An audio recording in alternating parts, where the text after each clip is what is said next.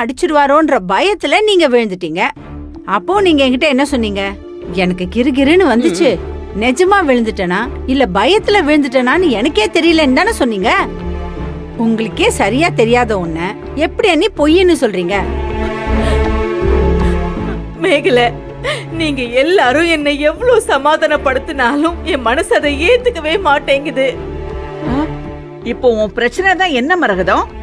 அம்மா, கொஞ்சம் பொறுமையா நான் சொல்றத கேளுமா. மாப்பிள்ளைய மேல கோவமா இருக்கிறப்பெல்லாம் ஏன் இவர் இப்படி இருக்காருன்னு நான் நிறையவே யோசிச்சிருக்கேன். ஆனா அவர் ஏன் என் மேல கோவமா இருக்காருங்கிற விஷயமே இப்பதான் எனக்கு புரியுது. மாப்பிள்ளையும் புனிதாவும் நம்ம வீட்டுக்கு வந்தாதான் நான் ஆபரேஷனுக்கு ஒத்துக்குவேன்னு நீங்க சொல்லிருக்கீங்க. அப்போ நான் கட்டாயப்படுத்தி தான் மாப்பிள்ளைய வீட்டுக்கு வர வச்சிருக்கேன்னு அவரு என்ன நினைப்பாரா மாட்டாரா? அதான் அவரு அந்த கோவத்துல ஏன் மேல அவர் அபாண்டமா பழி போடுறாரு. அந்த தூக்க மாத்திரையெல்லாம் நான் பால்ல கலந்தேன்னு. இது எல்லாமே எனக்கு இப்பதான் புரியுது. ஏன் அவர் கோவப்பட்டாரு ஏன்னு எனக்கு இப்பதான் எல்லாமே புரியுது. ஐயோ, புரிஞ்சிருச்சு இல்ல? இப்ப என்ன பண்ண போற? அதுக்கு நடந்ததெல்லாம் நான் புனிதா கிட்ட சொல்லிட போறேன். சரி மரகதம், இப்ப நான் சொல்றேன். நான் சொல்றத வச்சு நீ சொல்றத நான் புரிஞ்சுக்கிட்டேனா அப்படின்னு நீயே சொல்லு. நீ என்ன பண்ண போற? நேரா புனிதா கிட்ட போய் புனிதா நான் சொன்னதெல்லாம் போய் நான் உன்னை ஏமாத்திட்டேன் அப்படின்னு அவகிட்ட சொல்ல போற. சரிதானே? ஆமா, நல்லது. ஆனா நீ போய் இப்படி புனிதா கிட்ட சொன்ன உடனே அதனால என்ன நடக்கும்னு நினைக்கிற? என்ன நடக்கும்? நம்ம பொண்ணு நடந்ததெல்லாம் மாப்பிள்ளை கிட்ட சொல்ல போறா. அவரும் இதுதான் சாக்குன்னு பொய் சொல்லி என்னை ஏமாத்தின குடும்பத்தோட என்னால இருக்க முடியாதுன்னு புனிதாவை பொட்டிய கட்டி கூட்டிட்டு போயிடுவாரு. ஆஹா, இல்ல, அவர் கூட்டிட்டு போறேன்னு சொன்னாலும் என் பொண்ணு புனிதா அவர் கூட எல்லாம் போக மாட்டா. எனக்கு நல்லா தெரியும் அவளை பத்தி. நீ சுயநினைவோட தான் பேசுறியா இல்ல உனக்கு புத்தி பதிலிச்சு போய் பேசுறியா? எவ்வளோ ரமணியம்மான்னு ஒருத்தி வீட்டுக்கு வந்தா, அவ கூப்பிட்டான்னு உன் பொண்ணு கிளம்பி அவ புருஷன் வீட்டுக்கு போகலையா? இப்ப என்னமோ என் பொண்ணு போகவே மாட்டான்னு சொல்ற. இத பாரு மரகதம், உன் பொண்ணு அவ புருஷன் வீட்டுக்கு போறத நான் ஒன்னும் தப்புன்னு சொல்ல மாட்டேன். ஆனா உனக்கு தான் உன் பொண்ணை பிரிஞ்சு இருக்க முடியாது. ஆனா உன் பொண்ணு அப்படி இல்ல, அவ புருஷனோட சந்தோஷமா தான் இருப்பா. கடைசியில நீ தான் ரொம்ப சிரமப்படுவ. இந்த சிரமம் எல்லாம் உனக்கு வேண்டாம் தான் நான் அப்படி ஒரு பொய்ய சொன்னேன். உனக்கு உன் பொண்ணு ரொம்ப முக்கியம் இல்ல, எனக்கு என் பொண்ணோட உயிர் ரொம்ப முக்கியம். ஐய, நான் சுருக்கமா சொல்லி முடிச்சிடறேம்மா. மரகத, இங்க பாரு, அம்மா சொன்னது எல்லாத்தையும் நீ கேட்டில. இதுக்கு பிறகு நீ போய் உன் பொண்ணு முன்னாடி நின்னு நான் செஞ்சதெல்லாம் தப்புன்னு பாவம் மன்னிப்பு கேக்குறேன்னு வை. அதுக்கு பிறகு நடக்க போற அத்தனைக்கு பாத்துக்க, அத்தனைக்கும் சரிதானே? நீ தான் பொறுப்பு. நாச்சி விடு நாச்சி. நாம இவ்வளவு தூரம் சொல்லியும் புனிதா கிட்ட உண்மையை சொல்லித்தான் ஆகணும்னு நின்னானா நடக்கிற முடிவை அவளே ஏத்துக்கிட்டோம்.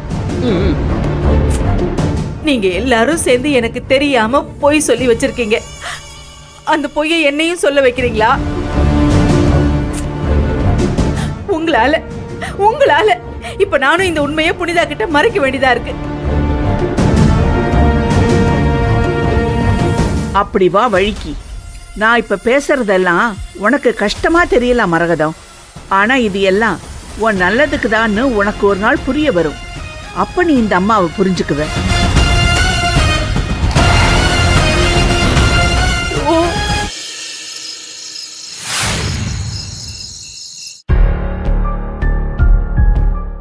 எதுக்கு புனிதாவோட அம்மா அவ்வளோ பதற்றத்தோட ஆஃபீஸ் வந்தாங்க? அவங்க மட்டும் தனியா வந்தா கூட பரவாயில்ல, மற்றவங்களோட சேர்ந்து வந்திருக்காங்க.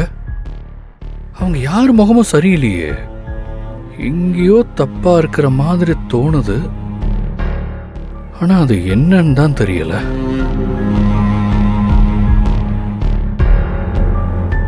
கபிலன், கபிலன், நீங்க தூங்கியிருப்பீங்கன்னு நினைச்சேன். கபிலன், உங்களதான். கபிலன், சொல்லுங்க புனிதா. சொல்லுங்களா? அப்ப நான் இவ்வளவு நேரம் சொன்னது உங்களுக்கு கேட்கவே இல்லையா? இல்லைங்க, ஏதோ யோசனையில இருந்தேன், கவனிக்கல. என்ன விஷயம் சொல்லுங்க. இல்ல நீங்க சாப்பிடலன்னு சொல்லி வல்லவ மாமா சொன்னாரு. அதான் சரி உங்களை சாப்பிட கூப்பிடலாமேன்னு வந்தேன். அதான் நான் பார்த்தேன்.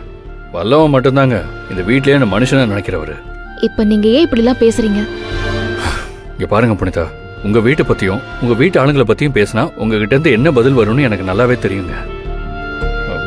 தெரிஞ்சதான் நான் அமைதியா இருக்கேன்.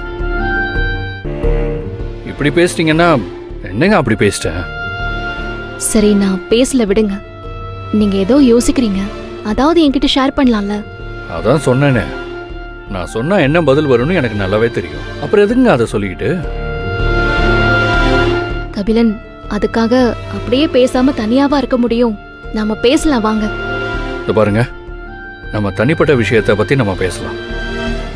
மற்றபடி வேற எதையும் பேச எனக்கு விருப்பம் இல்லை.